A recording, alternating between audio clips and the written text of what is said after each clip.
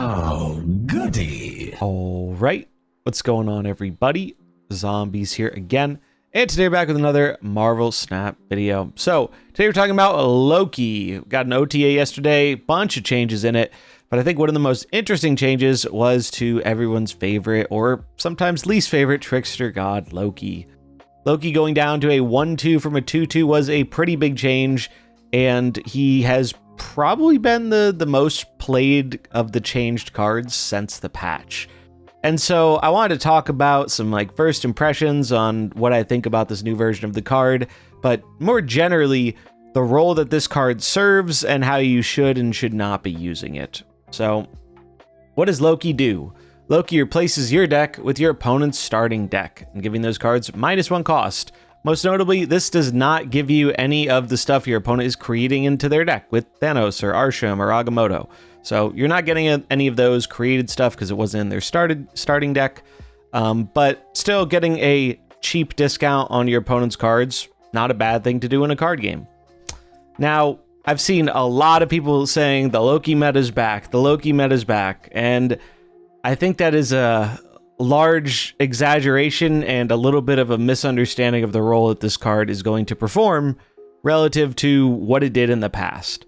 If you're newer to Snap, or maybe you weren't playing back in the times when Loki was very dominant, this card has gone through a number of iterations. Loki has been a 1 cost, a 2 cost, a 3 cost, and a 4 cost card at different points in time. So this card has been through it. It has had the effect changed numerous times in a bunch of different ways. It originally started out as a card that was changing your hand into cards from your opponent's deck, and that was probably the strongest version of Loki. However, interestingly enough, it was never really the best Loki across the larger player base because it was something a lot of players struggled to properly play. It required deeper knowledge of how to play your opponent's cards well, to know when you should and when you shouldn't Loki, all that kind of stuff. And it was just something that the average player was not very good at, and the stats reflected that. However, it was pretty problematic at high infinite, and it lasted that way for a long time because they don't usually balance solely around high infinite if it's not affecting the larger player base. Eventually, with the addition of Kate Bishop, they decided, okay, we want to take Loki in a different direction. We don't want all the cards we want to design that put cards in hand to always be Loki food. And that's when Loki got a redesign to be a card that changed your deck and not your hand. Now, that first design, they erred on the strong side, and they made Loki a 3/5 that drew a card with this same effect.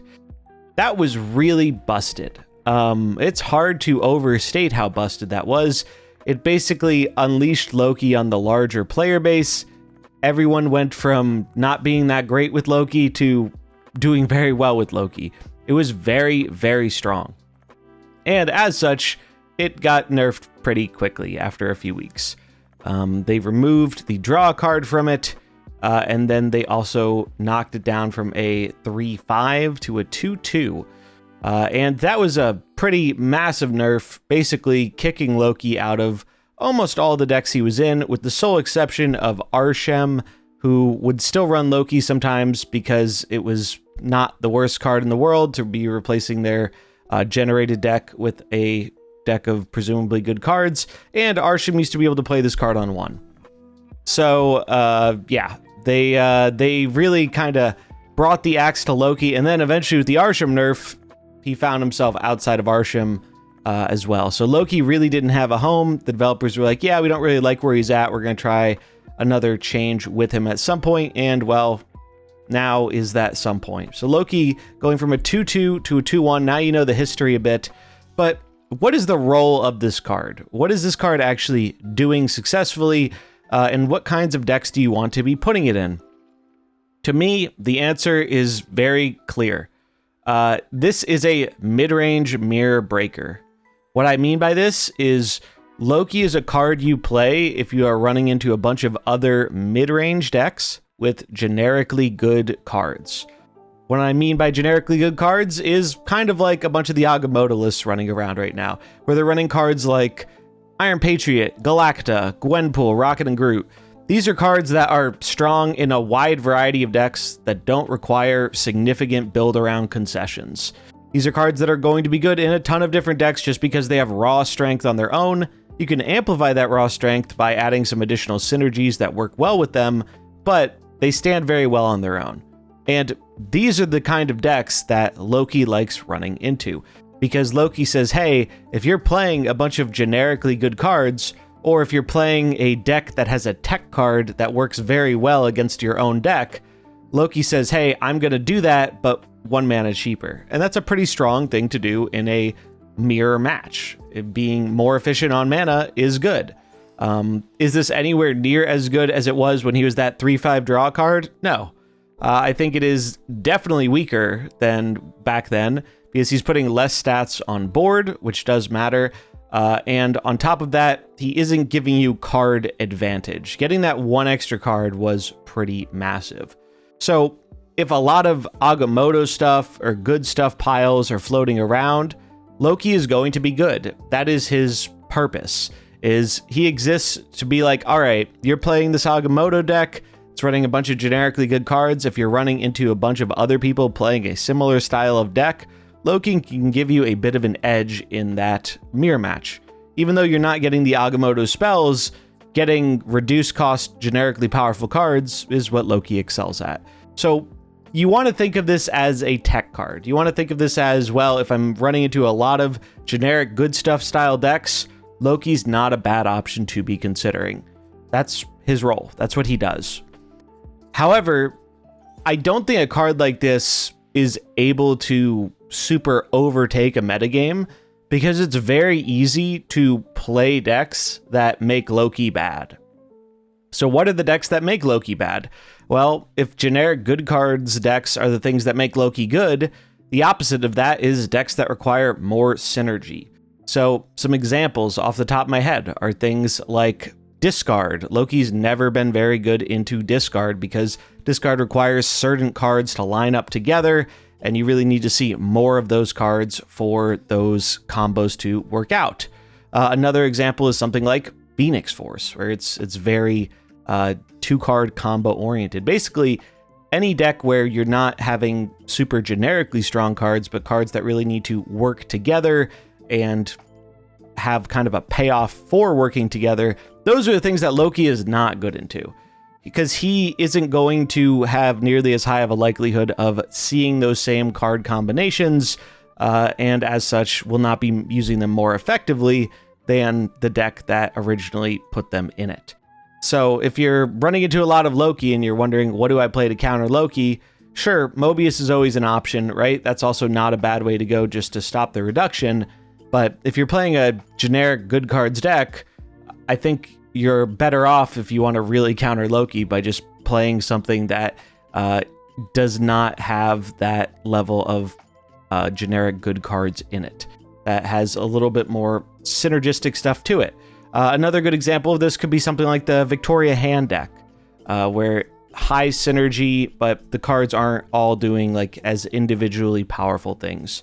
And I think there are a lot of different decks that fall into this group. Move Bounce, that's another one. There are a lot of options of decks that work well into this kind of card.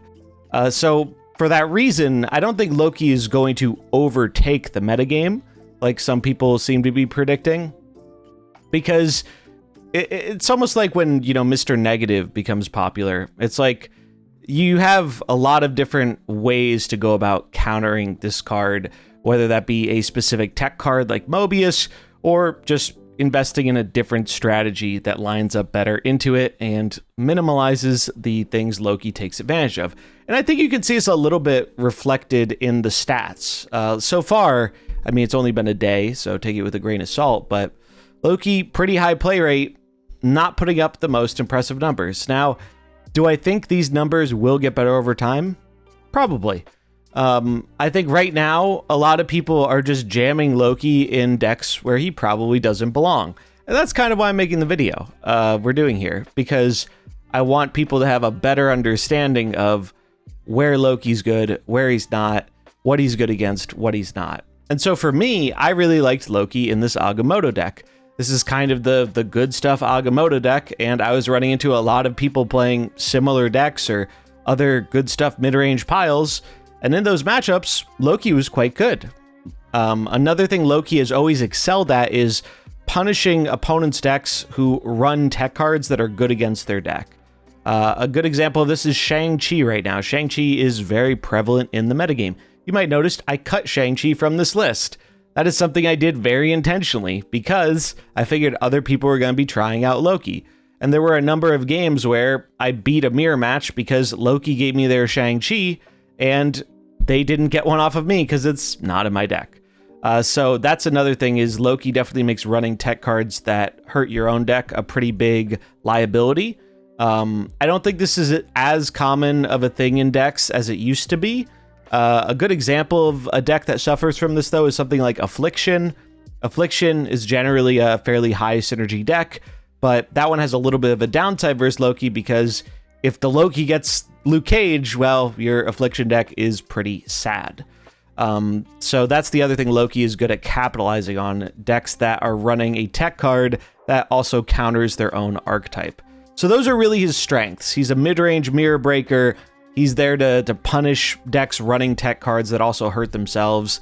But it doesn't seem like so strong to me that it's going to overtake the meta and become ever present. I think if Loki maintains a very high play rate, we'll see the meta adapt in kind and people start playing more synergistic decks rather than these generic good stuff piles that are usually fairly popular. So far, I think this card is pretty fine. It has some strong moments. It's not always going to be strong, and it serves as a kind of interesting tech piece if you're really trying to get an edge in that mid-range mirror. But like most tech cards, if it becomes too present, I think people are going to adapt around that, and its usefulness is going to lower, and then it'll probably be taken out of decks, and then the cycle will continue where Loki goes out of decks, people start going back to the generic mid-range stuff, then Loki goes back in the decks, rinse and repeat. So those are my thoughts on Loki. That's how I think you should be best thinking about this card and utilizing this card. I think the deck I used in here with Agamotto stuff is quite good. I had a good time with it. The synergy lined up nicely. You don't really have to make concessions around Loki. You get benefits out of things like King Eitri and Quinjet, who naturally are good with Loki as well as good with the Agamotto spells. And I think overly building around Loki is a bit of a trap because I just don't think he's that card. I don't think he's been that card since they changed him from being a transform your hand into transform your deck effect. Ever since then, even when he was much stronger than he is now, he isn't really a build around card anymore. He's more of a meta tech inclusion than something you're trying to build your whole deck around. Because if you do try and build your whole deck around Loki and you don't draw Loki, you're probably playing with a significantly worse pile of cards. And that's going to happen a good number of the time. So I hope this was useful. There's a lot of talk about Loki right now. And as someone who's had quite a lot of experience with and against this card, I wanted to provide some insights on how you should be using it, how you shouldn't, as well as a deck I think is really solid to make use of him right now. So link to the deck in the description. That's going to wrap it up for this one. Let me know what you think about Loki and the OTA in general in the comments below. I'd love to hear it, but I hope you enjoyed it. If you did, remember to like and subscribe, and I'll catch you in the next one. Peace.